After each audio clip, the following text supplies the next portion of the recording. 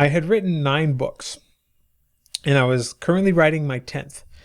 And I literally got to the point where my hands were hovering over the keyboard and just shaking. I just could not get any more words out. And it wasn't because I didn't know where the story was going. I knew where it had to go.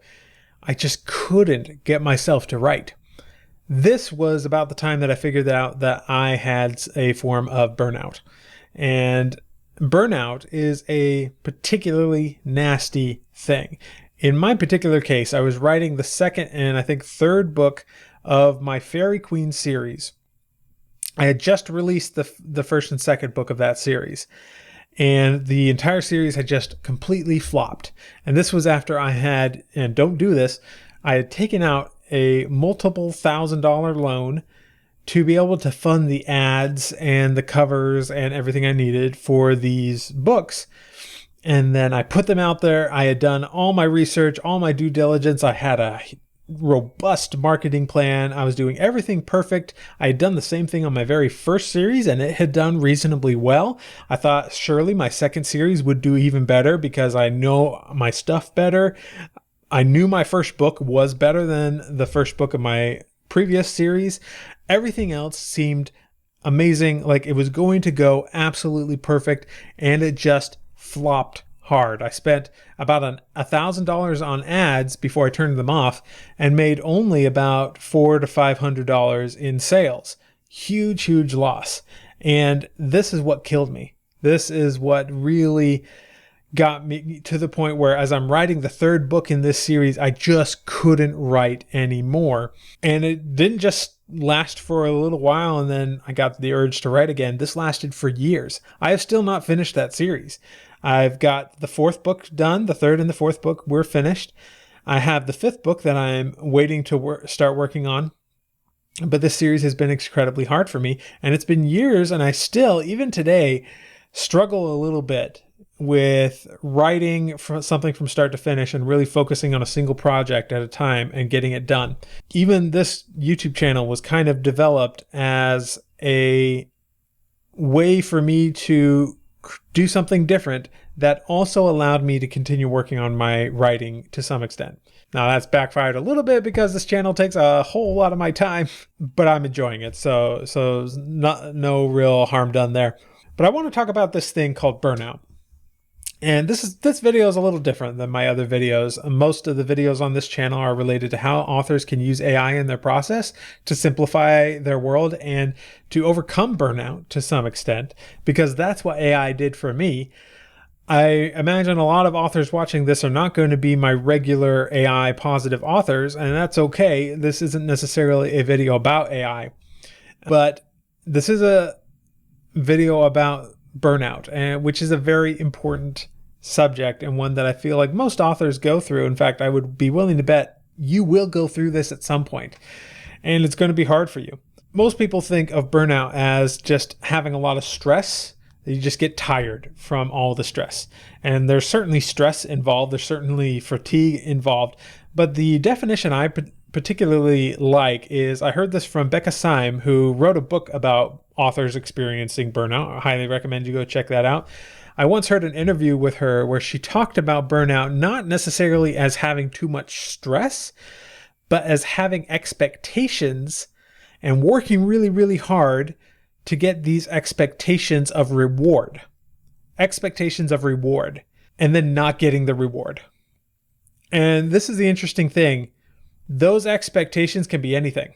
You can get burnt out with the reward that you are seeking being something unrealistic, and which makes your burnout almost inevitable.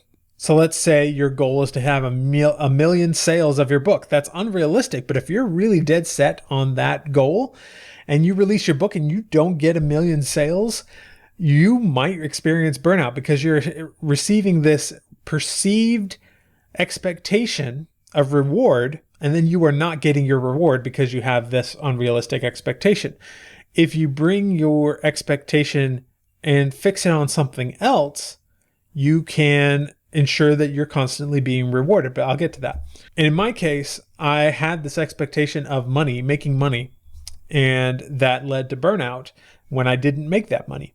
I wasn't receiving the reward from all of this hard effort of putting in the work to write these books, and that led to burnout.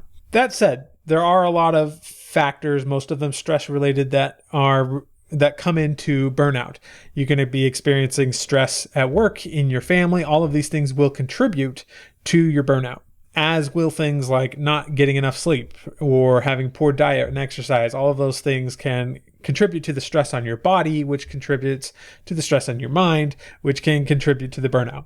Some of the signs of burnout, which are certainly not limited to these, but can include things like depression, a feeling of hopelessness, waking up in the morning feeling exhausted, lacking a little bit of in a social life or the desire for a social life. Procrastination is a common symptom, as is alcohol or food substance abuse. You might also have physical symptoms. These can literally come in as feeling sick when there's no visible cause. You could have headaches, general anxiety. All these kind of things can be symptoms of burnout. So what do you do about this? What did I do? Well, the standard advice that most people give for burnout is to, take a break, eat better, exercise more, sleep longer, work on something else for a while, spend some quality time with your loved ones. These are all good bits of advice and certainly can help. But there are two bits of advice that I particularly believe in. The first is to really understand your why. And actually, one of the good things about burnout is it forces you to take a step back. It forces you to get away from the thing that was burning you out.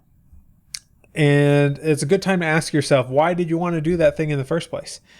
And perhaps you need to really zero in on what that why is. You might even discover that this isn't a thing you want to do.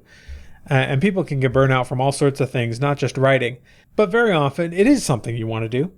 And so figuring out why you want to do it is going to be a big help. But it alone is not going to be enough, I feel. It's just something you do want to do in order to help get you out of burnout.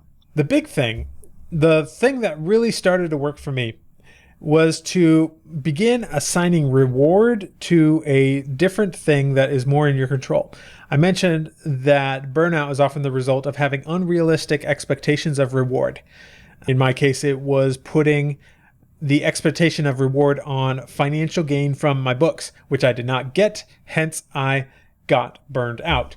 A better way for me to expect reward would be to assign that expectation of reward to something else, like getting better as a writer.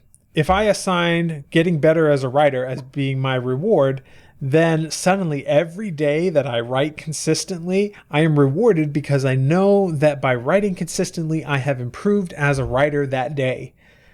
Or simply making progress on the book. Every day that I sit down to write, I have made progress. If I assign that thing as the reward in my head, suddenly I am constantly rewarded all the time. And those things have the benefit of being much more within my control. It's much easier for me to actually sit down and write every day than it is for me to actually get a financial benefit from selling the book. I can't necessarily control that other people are going to buy my book, but I can control within limits my ability to actually write. And so bringing that reward into something more within my sphere of influence is a crucial part, I feel like, for overcoming burnout and for avoiding it in the first place. The third thing I really want to talk about is AI or tools like AI. Before AI came around, I was experimenting a lot with dictation, which made things a lot easier for me. And a lot of these tools are really good for helping you overcome this initial resistance. If you've read Stephen Pressfield's book on the War of Art, he talks a lot about this concept of resistance. It's a big, real thing. And sometimes these tools can help. Dictation helped me a lot. AI has helped me the most.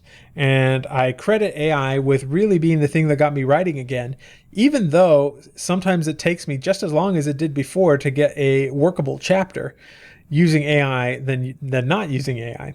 Because sometimes all I use the AI for is just some ideas. I may be stuck and I just getting over that mental hump of having to think of something that the character needs to do, or just what should happen next, or whatever it is that's got me like momentarily stumped.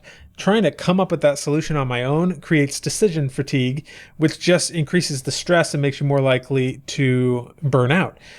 AI helps you get past that. And even if you use AI in a mild format, you're not even using it to generate the entire thing, which most of the time is how I do it. Most of the finished prose that I have when I'm writing a book is mostly from me. But I got there with the heavy use of AI, and I enjoy really figuring out how AI can help in the process. It really significantly reduces that decision fatigue, which really helped me to overcome the burnout and overcome that resistance that had kind of ingrained itself in me as a result of that burnout. I wouldn't call myself burned out anymore, but I would say that experience with burnout gave me an additional wall of resistance that I now have to get past more often until I'm able to make writing more of a habit than it is. Speaking of which, habits, also a great way to help prevent and overcome burnout. If you are burned out, but you can just tell yourself, I'm just going to write for 10 minutes today, and then you are consistent with those 10 minutes for months, then suddenly you're going to have a little bit less resistance and the burnout is going to be a little bit more manageable. That's another thing that I've been working on myself. So those are my thoughts on AI. Those are my thoughts on overcoming burnout. If any of you are dealing with burnout right now, my heart goes out to you, because this is something that I've really dealt with. It's something that AI has really helped me with. But for a lot of you, I'm guessing AI might not even be an option for you. It might not be something you want to pursue, and that's fine.